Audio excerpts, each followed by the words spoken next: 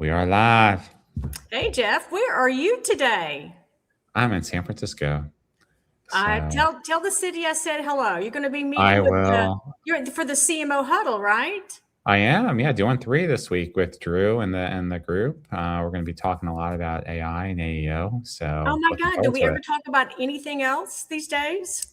It seems like we don't. It And I just and because it permeates everything that we talk about and do. I think we're supposed to change our names now, right? So it's be Debbie AI. Yeah, Debbie.ai, Debbie AI. Jeff.ai. There Yeah, we why go. not? Why Absolutely. not?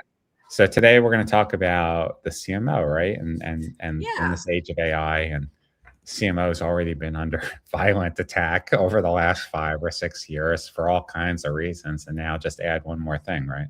That's right. And it's so interesting that we're having this topic now. I actually saw Project Hail Mary this weekend. And one of the things, and I had read the book and I had heard the audiobook, well before the movie, but it actually did make me think about the changing role of the CMO, right? Here's a scientist that wakes up, has no idea where he is or what's going on, and he has to figure everything out and develop a totally new perspective, especially, of course, when he meets Rocky. So the CMO is in the same place. To think that their job is not changing at the speed of light because of AI, other factors as well, but specifically AI, if you don't think that's not true, then you're not really, part of the earth right now. I don't know where you are. You're drinking or high or something, right? So yeah, so let's talk about the role of the CMO and how it is morphing, evolving, and changing because of AI. So what are one of the key factors that you're seeing, Jeff? Well, I think there's probably 5 that I want to dive into today. And I have One. like 4 or 5 more. All right, so we're going to Yeah. cover 27 things today. 27 things. That's right. That's right. Well, I think it's an ongoing battle, but the identity crisis that the CMO faces, that's one. And who are they? What do they stand for? How do they do their job? What is the job? Second, the ongoing budget war, which has now taken an interesting new twist, because of AI. I think 3, and you and I have been covering this the last few weeks, the humanity and all this, right? And where do you focus your efforts on your people? Yeah, the human factor becomes so much more important in this world of AI. It's not less. It's even more. No, it's more. important It's than ever even before. more, It's and absolutely more. we'll get Okay. into that. Mhm. Boardroom pressures, both realistic and unrealistic expectations, and then Yeah. the new stack. What does the new stack look like? Yeah. So And yeah, then and then before you go, I actually had a few things because I was also interested in the angle of how do CMOs manage differently as yes, leaders, right? that's So good. we can How do you kind of train add. and develop people differently when you're not even hiring kids out of school anymore? Because AI is doing all these entry jobs. There's so many different factors Oh here. yeah, oh I yeah. wish we would need 20 hours to We go would need all of 20 this, but hours, yeah, but since we're on that one, let's start with that. So, for example, how we always think about one of the things that AI helps us all do better is know our customer and have real-time personalization at scale, always on. Well, guess what? As a manager, you have to be thinking about performance coaching that's live. You don't have to wait until the end of the month, wait for a campaign to have gone through 27 cycles to see how things went. The coaching and the feedback that you're giving to your team is going to be more spot coaching, it's going to be more live coaching, and that coaching should also be highly driven by the individual who is seeking that coaching. But it's live now. You don't have to wait. And real time, right time. Yeah, real time, right time. That's exactly right. So this whole thing, performance review and wait till the end of the month and the end of the quarter, that's hooey, baby. You've covered right. so much No, ground by now, then. yeah, right now. And we've talked about this where we're all now objectively using it. Hey, rate my performance after this call. How did I do? What could I have done better? We talked about this a little bit last week. What should I have asked? Um, these are all tools that a CMO could use. But it's also because you have more immediate feedback on things. If you're having real time personalization at scale with customers, you don't have to wait very long to say what's working, what's not working, what can we do better, right? So again, this idea of how do you go in and get coached on something, or how do you improve something? There's no waiting time now. It's not like stand back and wait. It's like, okay, it's moving now. So how do we tweak this thing? How do we coach, as this thing is happening? That's a very different coaching and feedback dynamic for a team. It very much is. And that just really changes the dynamics of not only how you're giving that feedback, but expectations. And again, the humanity part of it. If technology is doing more, then in theory and ideally in practice, you should have more time than to be present. But I think what's been happening is still the opposite. CMOs and marketers by trade tend to be reactive versus proactive. I'm not saying all CMOs are reactive, but the nature of the job most of the time forces them to be, because they are just spinning off of all these different requests when they would much rather be in control. So I think this is an opportunity to reframe your leadership style, your management style, and knowing that AI is giving your team time back, be intentionally present and driving more of that quality time with your people. Jeff, every week we have this conversation. We do. Is AI really going to give you more quality time? Well, hopefully it will. And the coaching is a great example, because again, you're not waiting 30 days or the end of a quarter to give someone feedback, right? That feedback mechanism is almost happening like in real time, because again, the data that you're getting and the result that you're getting is coming that much faster. But yes, hopefully it should be more thoughtful coaching. But this notion of coaching and feedback, again, I just want to say, you fill it out, I fill it out. It's the end of the quarter. That's for the birds. And that's been stale for a long time anyway. But companies still do that, Jeff. They do. You're right. They still do that. But look, I think if you treat AI like any other technology disruption or innovation, we'll just get our team to be more productive. We'll just do more within an hour. Well, then you're right, Deb. Then you're not going to have any more time, because the expectations are going to be that you could just do more with less and go faster. That's right. But that does have at some point the diminishing rate of return. Yeah, I know mental health, stress, and well-being. But it absolutely does. I know that one of your items was the budget war. So how is AI affecting the CMO and the budget war? Is it helping or hurting? It's hurting, because now, and it's an interesting dichotomy. Because of AI, there's this expectation, get rid of even more technology, get rid of more people. So there's even more budget pressure. At the same time, because the software vendors have been reluctant to move away from token-based pricing. Businesses have been reluctant to spend too much on AI because it's been unpredictable. So this really is interesting kind of shift back and forth. But from a CMO's perspective, the dollars aren't coming back. And if anything, they're shifting a little bit. So how do you be even more nimble, and how do you leverage the tools at your disposal to be able to drive better outcomes? So I think we're definitely seeing a budgetary impact. We're seeing the major software vendors get thrashed on stock price, even though financially they're doing great. Salesforce had one of its best years ever, but their stock price is getting thrashed. HubSpot's stock price getting thrashed, but they're also doing really well. Why? Well, because the market is looking at where things are going.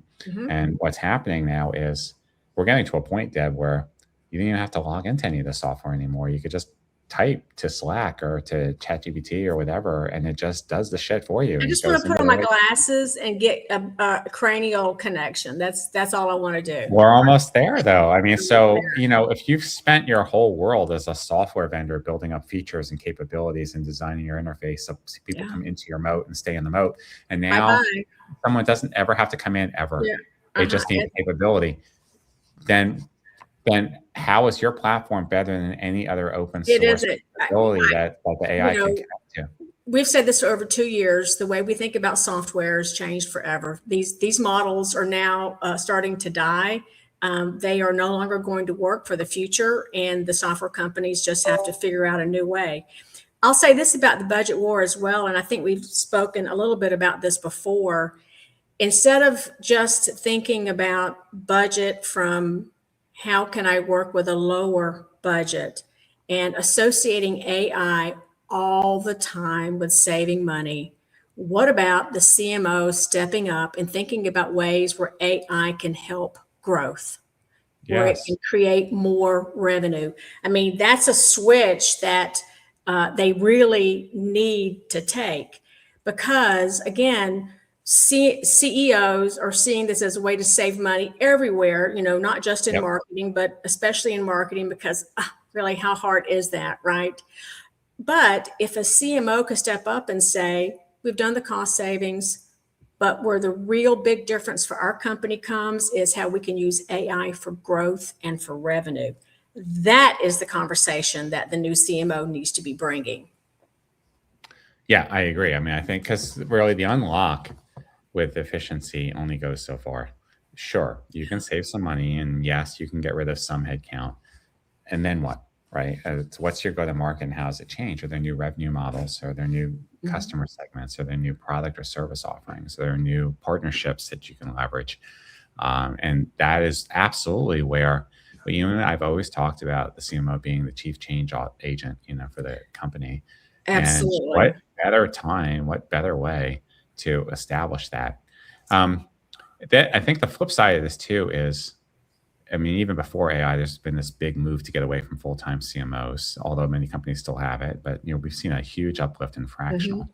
Deb, how does a fractional CMO then also take advantage of AI to be more effective? And what does that role look like? I think it's a great advantage for the fractional CMO because why are they brought in? Because the management team, the executive team needs to hear something or do something that they can't do themselves. So a lot of times a fractional CMO can come in and bring a different message rather than saying, let's just take the example of how low can we go? How much less budget can we spend because of AI?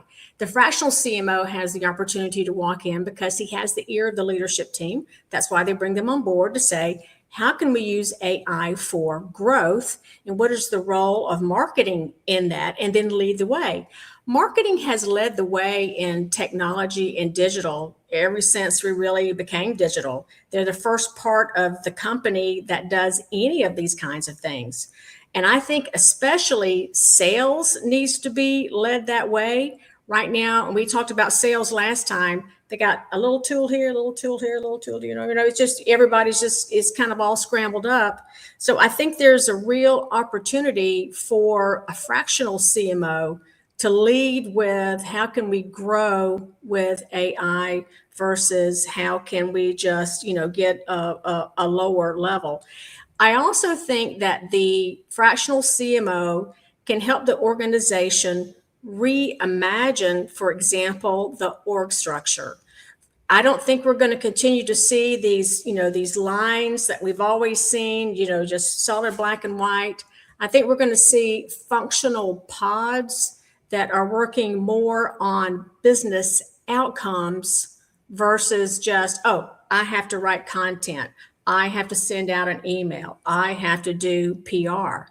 So I think that if you take a look at all the different ways that AI can affect an organization and how it affects the role of the CMO, really a strategic fractional CMO will come in there and not just maybe help get rid of some costs, but also reimagine the role of AI in marketing and what marketing needs to be moving forward. And we've talked about many aspects of that Yeah, across. so in a lot of ways, I mean, traditional org charts, even flat ones, are hierarchical, right? Mhm.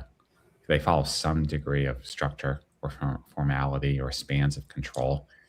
Then we see things like centers of excellence that cut across, or shared services that cut across. In an age of AI, with what you described, is this more of like an amoeba model or an S curve or something that I is love the a little idea bit of an more amoeba fluid? model. I absolutely love that. There has to be a degree of flexibility, agility, and experimentation in marketing organizations that simply are not there today. So, another role of the CMO of the future today and moving forward is to have that agility and to have that experimentation within marketing.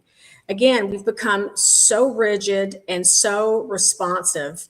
Marketing has had little ability, again, to be agile and to do that experimentation. But in the age of AI, where we're moving from doing things to producing outcomes because we can now, I think that becomes something that is absolutely essential for today's CMO to think about. So then, how do you, practically provide guidance on an amoeba model? What would that look like, Deb? If a It's CMO said, all about, okay, you said it before, human performance. The employees of the future in marketing will have some attributes that the employees today do not. And those attributes are going to be, as AI does the grunt work, so to speak, right? Then the employees that are left in marketing, they've got to be thinkers, not doers, right? So they have to be able to think about, based on how this is happening, then what can we do next? What is the potential here? How do we continue to ladder up and use AI as a way to grow our business, create better experiences for our customers, and also to make money, of course. So I think when you think about it like that, Jeff, it becomes, a very different phenomena. so yeah, and I just want to. I'm just thinking about this amoeba model, right? So if you think about, it's The almost like people the in the model, they got to be yeah, the trained. people in the Yeah, model, and yeah, then what does yeah. it look like? What's at the center, and then The what are center, the you know layers? what? The center's outcomes. One of the things that you and I have talked about, oh my God, Jeff, for years since we've known each other, since 2004, is how sales, customer success, and marketing needs to have that one view of the customer. AI is getting us closer to that than we've ever before. So in an amoeba model, it could be, you could have a pod that included sales, customer success, and marketing. And they're based on a particular outcome. It could be a particular product area. It could be, any of those things. But people have to be smart enough and trained to work with that kind of flexibility, right? So it's It's no almost kind of like longer. what we have in consulting to a degree, right? Because it's abstract with the clients and the needs that are changing. So I think what you're describing is, because if it's outcome driven, the outcome changes, right? So the Mhm. nucleus That's is right. the outcome, That's and right. then your role is temporary, not permanent. So you That's may right. be the content role on this pod outcome, but on the next one, you could be playing a That's very different role because the outcome demands something that's different exactly of you. right. So And we then need it's AI that connects that, right? It's it, connecting it tissue. exactly, because again, AI is allowing us to do things that we've never been able to do before.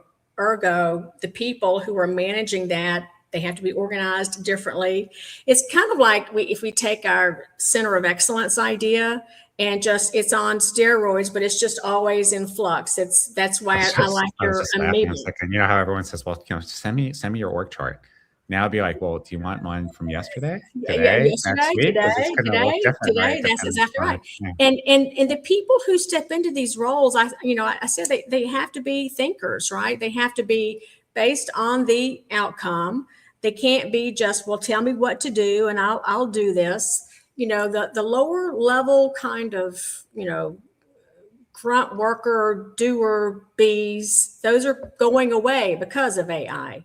And so the power of AI to allow a team to come together and do this is just it's kind of mind blowing right now. So yes, an Amoeba model, again, not just in marketing, but for if you just think about the customer facing organizations and how hard that's been to do through the years, Jeff, it's becoming more of a reality every day. And so new structures, new ways to manage people, new types of people to hire, new skills that are going to be required, including collaboration, working in teams, and consulting. It's a brave new world. It's a brave new world. Yes, it is. To me, I think for all the challenges marketing has had over the years, and there have been many, there's also so many opportunities now. Businesses still need to grow. They need new customers. They need revenue. We still have to engage and tell our stories. We have to connect. We have to educate. The channels are changing. The mechanisms are changing. It doesn't go away because of AI. It changes because of AI. So I think it's just more a matter of adapting to a new world, and with AI as being this lever. But I still think that CMOs can thrive if they're prepared to change themselves. I completely and totally agree with that. And I also think that the knowledge bank in the technology arena that a CMO needs to have in the age of AI is different. I remember a few years ago, this was a while ago, I had not seen this one VP for a time, and we met to have lunch. And the old CMO that I knew, she couldn't tell you a single piece of technology she had.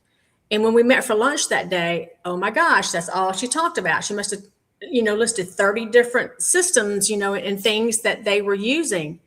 Well, nobody will need that shit moving forward, right? No, that tech stack, all you're going to need is an LLM and Slack or Teams or something, because it can connect to various different ecosystems, both inside and outside your enterprise. That's exactly right. Because the new role is that you really are the head of a high performance AI team. That's really what you're going to be doing. That's, what it's going to be. Your single biggest technology spend within 2 years is probably going to be with OpenAI or Claude or Gemini versus Salesforce or HubSpot or whatever.